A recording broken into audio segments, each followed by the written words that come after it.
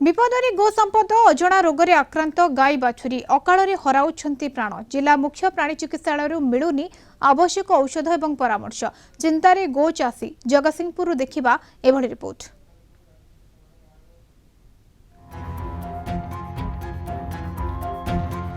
विपदरे गो संपद जगतसिंहपुर पौर परिषदर पुरोहितपुर समेत जिलार विभिन्न गाँव में अजणा रोगरे गाई बाछुरी आक्रांत। गाई बाछुरी देहरे टंका दाग भली फली जाउछे। परे यह पची बाछुरी को प्रथमे ज्वर हेउछे, परे खंडिया होई गाई बाछुरीर मृत्यु हेउछे। चारोटी गाई बाछुरी रखिलु आ रोग होइकिरी से मलेणी वैक्सीन नाही। आ मेडिकल जाइकिरी पचारला को कहउचंती जे हमर लोक स्टाफ नाहांती ना मेडिसिन नाही। कुकुर कामुरथला मेडिसिन पे गली से कहले मेडिसिन किसी नाही आ सब लिखि दउते तमे जा किणिक नब दब सियाड़े घरे। ये भेटनारी इठी अच्छी सरकारी सुविधा अच्छी किंतु आमे तार किछि पाउनु सुफल पाउनु।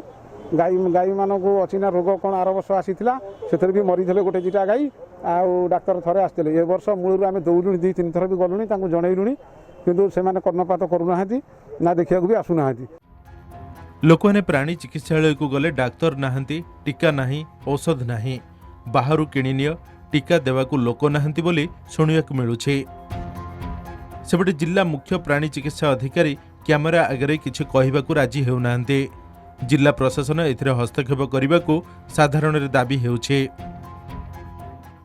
आमर गाई देह खराब होइछि कि रोग होइछि भी आमे जानि भी पारुनु आउ चारियाडे भी घा हे जाउछि आउ आर वर्ष होइतिला ए वर्ष भी होइछि कोन पई होउछि आमे भी जाननु।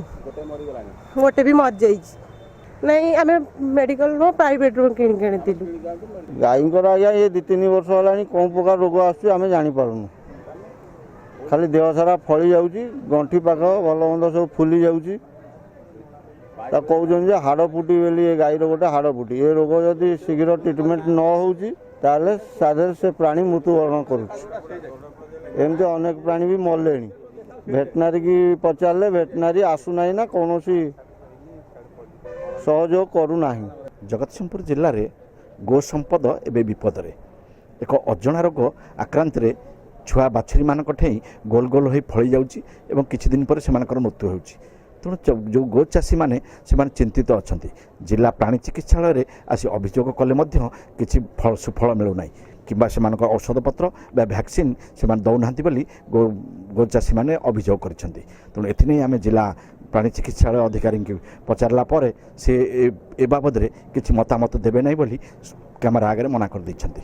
तो निश्चित भाव में आम जब देखा जदि गो संपद को एभली भाव सुविधा न जोगई दि जाए ताले आगामी दिन में निश्चित भाव में यह गो मड़क सृष्टि हो बोली संभावना देखा। तो निश्चित भाव में यह प्रशासन दृष्टि देवार आवश्यकता रही। जगतसिंहपुर जिलूर शुभंकर जेना, कलिंग टीवी।